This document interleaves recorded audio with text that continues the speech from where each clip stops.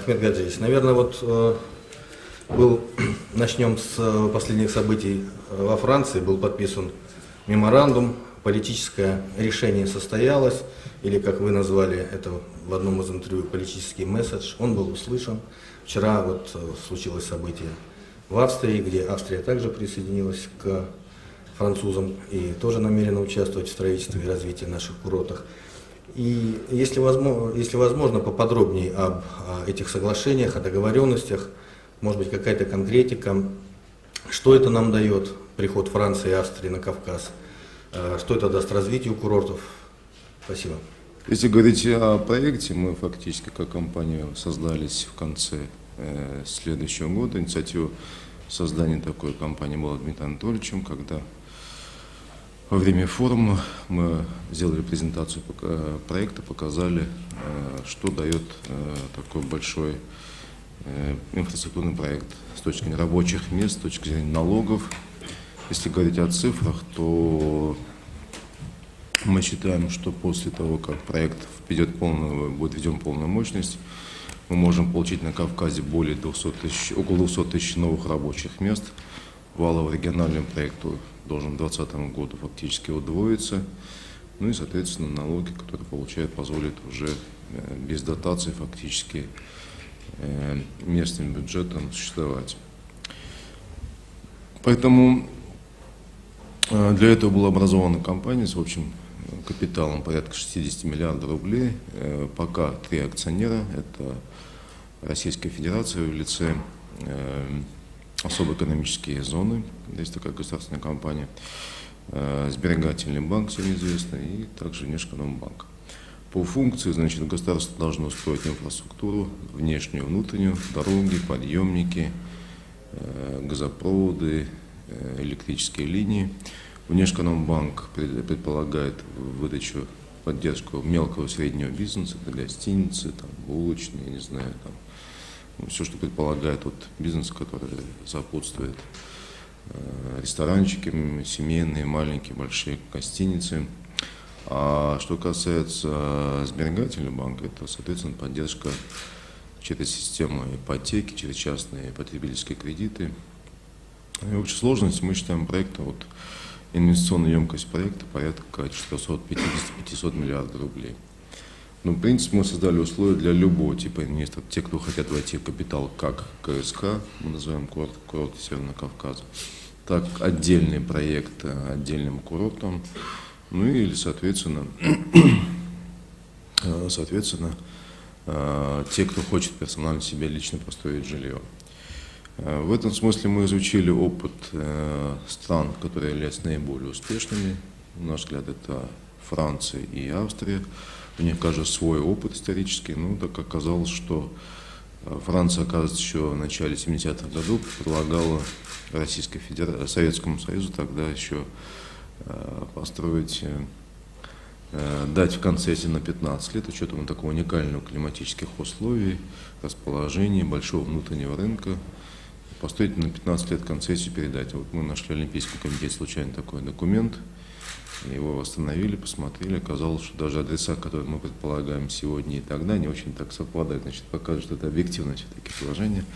Ну, по идеологическим соображениям советского руководства отклонило это предложение. Там даже один из аргументов был слишком близко к границам НАТО, имеется в виду Турция, это страна, участвующая в НАТО, соответственно, запускать другую еще страну, Францию, участника НАТО, решили, видимо, не совсем целесообразно. Поэтому на встречное предложение французам генерального секретаря, чтобы при этом Франция вышла из НАТО, видимо, понимания у французов не нашло. Если взять статистику, допустим, криминальную статистику города Москвы, Санкт-Петербурга, как по на душу населения, так и, соответственно, абсолютное выражение, оно явно не в пользу ни Москвы, ни Санкт-Петербурга. У нас никаких гарантий, к сожалению, нет, что вечером наши улицы московские безопасны. Поэтому, конечно, все, что там касается Кавказа, в этом смысле каким-то стало уже даже, не то что модным, моментально на первые полосы. Нарицательно. Да, нарицательно. Поэтому статистика как раз таки показывает, что как на душу населения, так и абсолютное выражение, что преступлений на Кавказе их значительно меньше. просто значительно меньше. Другое дело, что они более тяжелые, более такими, ну, скажем, как сказать, громкие с точки зрения там, взрывов, может быть, по своей жестокости.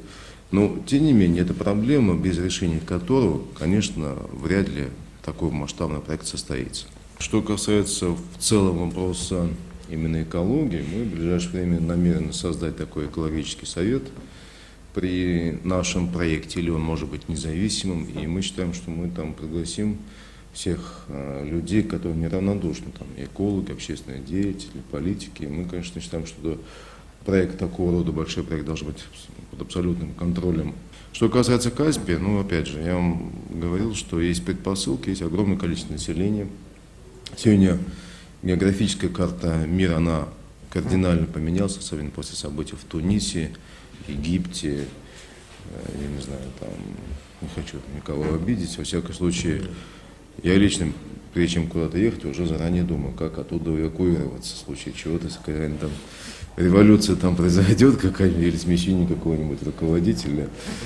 Поэтому, наверное, логично, во всяком случае, имея хотя бы два теплых моря, Черное и Каспийское, хотя бы что-то такое иметь национальный курорт. На всяком случае, я помню свое детство на Каспии, от побережья от Махачкалы до Дербента некуда было там, просто лечь было даже в советское время. Наша задача создать абсолютно такой прозрачный, для всех понятный механизм, который позволит инвестировать деньги и получать и прибыли, и, соответственно, изменить ситуацию в лучшую сторону на Кавказе. Увеличение будет, но оно не будет больше, чем те вложения, с учетом того, что фактически проект удваивается, я предполагаю, что это будет, ну, скажем, порядка 30-50 миллиардов. Но опять же, решение будет принимать правительство. Готово ли оно эти деньги инвестировать, что взамен получает государство. Поэтому Министерство экономического развития, я думаю, все эти расчеты наши проверит. Если посчитает эти вложения государства эффективными, что это привлечет частный капитал, что это увеличит количество рабочих мест, увеличит налоги. Ну, я думаю, что они нас в этом смысле поддержат. А рабочая сила местная будет использоваться? Конечно, это задача наша, что она будет использоваться в первую очередь. Конечно, высококвалифицированную силу, рабочей силы, которая используется, мы будем приглашать, наверное, таких крупных систем, отельных цепочек и, в основном, конечно, рабочая сила и строительный, и обслуживающий персонал. И для этого мы будем изучать опыт, как готовились кадры, то ли какие-то специализированные учебные заведения, то ли это, соответственно, это должно быть действующие какие-то вузы. Мы будем, конечно, в основном опираться на местную рабочую силу. И в Советском Союзе, и в Голливуде, помните, снимали фильмы, которые рассказывали о какой-то отрасли туризма, о каких-то маршрутах, о местах вообще, о спорте сопутствующем. Ну, помните, там «Завтрак с видом на Эльбрус» был такой фильм, «Спортлото 82», когда там наше побережье, горы. В общем-то, это была реклама, да? Да, Скрытая, явная. А если брать Голливуд, ну, вы помните, там новозеландцы Питеру Джексону уже памятник готовы установить, потому что после выхода трилогии «Властелин колец» даже такое явление стало, Толкин-туризм. Там миллионы туристов стали приезжать в Новую Зеландию. Вы вот в этой сфере что-то планируете, как-то с кинематографом подружиться? Ну, конечно, мы на самом деле вот этот вопрос обсуждали буквально недавно. Мы считаем, что вот все виды промоушена в этом смысле хороши. А что касается непосредственно кинематографа, то есть здесь примеры, когда австрийское государство, правительство и французское поддерживают, там субсидируют какие-то такие компании, которые, соответственно, делают там всякие многосерийные фильмы, там, типичными бытовыми всякими такими вопросами, которые мы все знаем, и про спорт, и про любовь, и про инструкторов, и, значит, спасателей. Поэтому мы несколько таких проектов рассматриваем, и, конечно, хотим, чтобы вот такого рода проекты, они, соответственно, делали такой промоушен региону. Это, в принципе, стоит недорого. К нам даже обращались наши вот австрийские, французские коллеги, что они готовы половину расходов в случае, если будут участвовать европейские звезды, даже не звезды, начинающие актеры, они готовы половину расходов взять, но с тем, чтобы прокат был и в России, и в Европе. Поэтому у нас несколько проектов есть, и мы будем их, наверное, реализовывать, скорее всего.